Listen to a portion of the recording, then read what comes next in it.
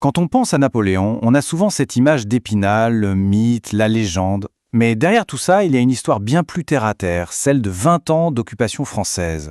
Et c'est cette période qu'on va explorer ensemble. Mais attention, pas du point de vue de l'empereur, non, mais bien à travers les yeux des Belges, ceux qui ont vraiment vécu cette période et qui, on va le voir, en ont payé le prix fort. Et pour commencer, voilà une citation qui décape, on peut le dire. Les soldats de Napoléon disent « Floche à leur patron, le boucher de l'Europe ». C'est signé Julos Bocarne. On est tout de suite très très loin de l'image du grand héros. Ça pose l'ambiance, et ça nous met directement sur la piste de ce qu'on va creuser. Le coût humain, et ce ressentiment, parfois cette haine que l'Empire a pu générer.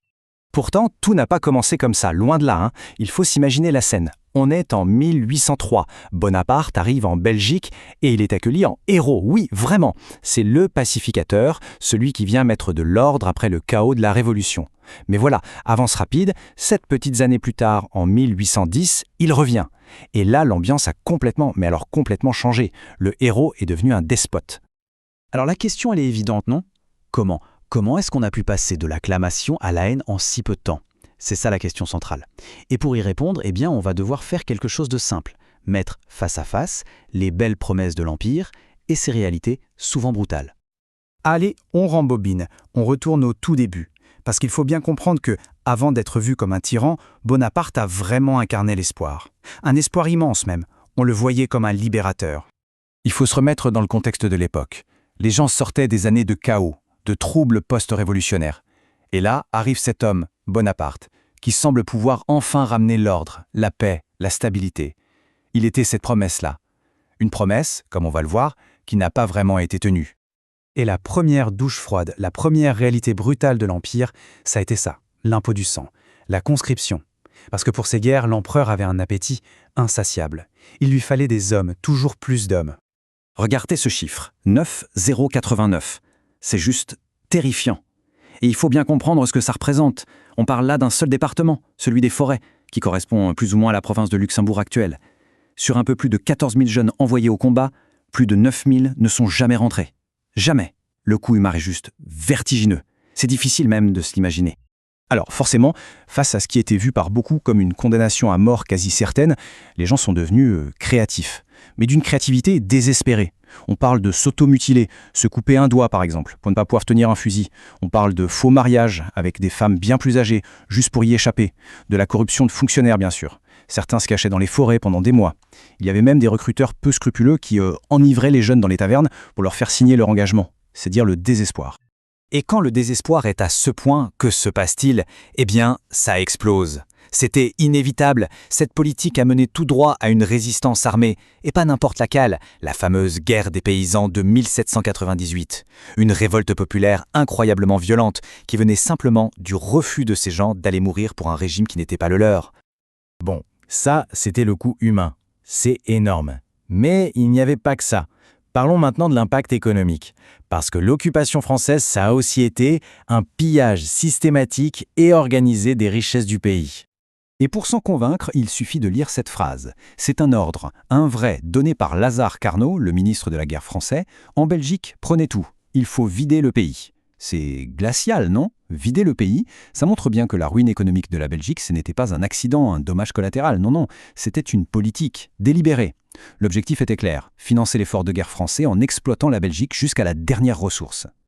Et cette saignée, comme l'appellent les historiens, elle s'est faite en plusieurs temps. D'abord, on a pillé, on a pris les trésors d'art, les manuscrits, les richesses des églises, tout ça direction la France. Ensuite, les réquisitions, constamment. On prenait la nourriture, les chevaux, le grain, tout ce qui pouvait servir à l'armée, laissant les gens sur la paille. Après ça, bien sûr, les impôts. Des nouveaux impôts, toujours plus lourds, pour financer ces guerres qui n'en finissaient pas.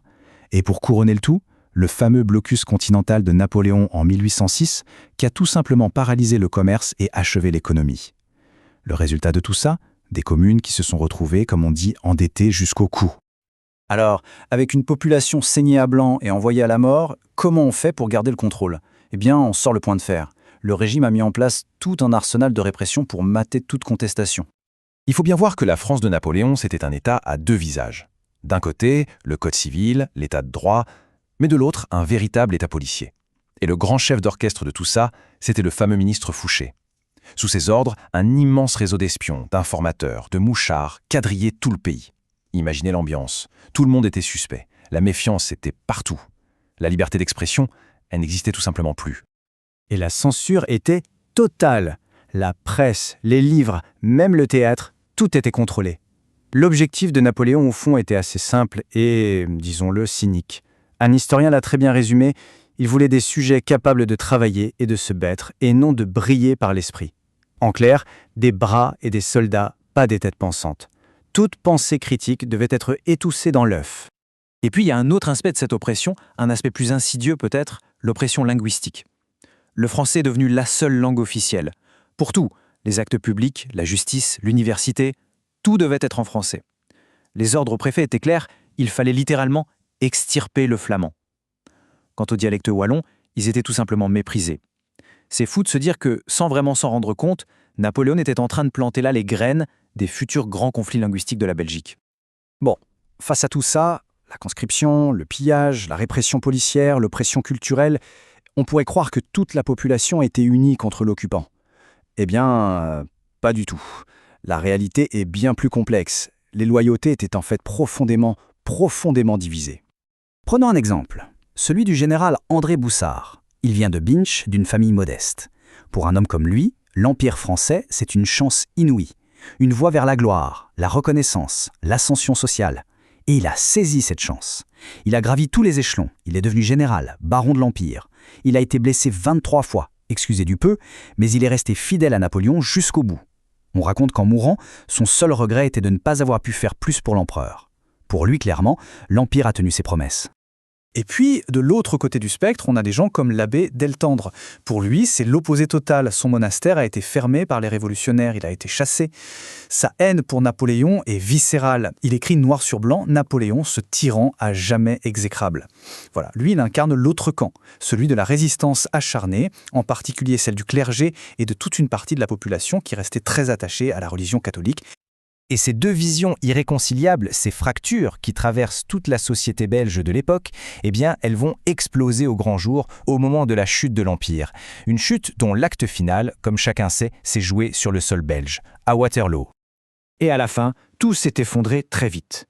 D'abord, il y a eu le désastre absolu de la campagne de Russie en 1812, qui a anéanti la Grande Armée. Puis la défaite de Leipzig en 1813. Et en 1814, les armées alliées entrent à Bruxelles et sont accueillis avec des applaudissements en libérateurs. Napoléon abdique. L'épisode des 100 jours, l'année suivante, ne sera qu'un dernier barou d'honneur, un sursaut qui s'achèvera dans le sang et la boue de Waterloo. Et s'il fallait un seul chiffre pour résumer cette fracture belge, ce serait celui-ci, 8000. C'est le nombre approximatif de Belges qui se sont battus à Waterloo. Mais le plus fou, c'est leur répartition. La moitié, environ 4000, se battait dans l'armée de Napoléon. Et l'autre moitié se battait en face avec les Alliés. Des Belges contre des Belges, sur leur propre sol. C'était ni plus ni moins qu'une guerre civile. Mais attendez, le bilan le plus lourd, le plus choquant peut-être, il est là. On a tous tendance à penser que la guerre la plus meurtrière pour la Belgique, c'est la Première Guerre mondiale, le conflit de 14-18. Eh bien c'est faux, c'est une idée reçue. En réalité, les guerres napoléoniennes ont fait plus de victimes belges que la Grande Guerre. C'est une statistique assez incroyable et une vérité historique qu'on a souvent tendance à oublier. Alors au final, quel bilan tirer ? Comment juger cet héritage napoléonien en Belgique ? D'un côté, on ne peut pas nier qu'il y a eu des apports, comme le Code civil, qui a modernisé la société. C'est un fait. Mais de l'autre côté, comment oublier le reste ? L'impôt du sang, le pillage économique, l'étouffement de toute une culture.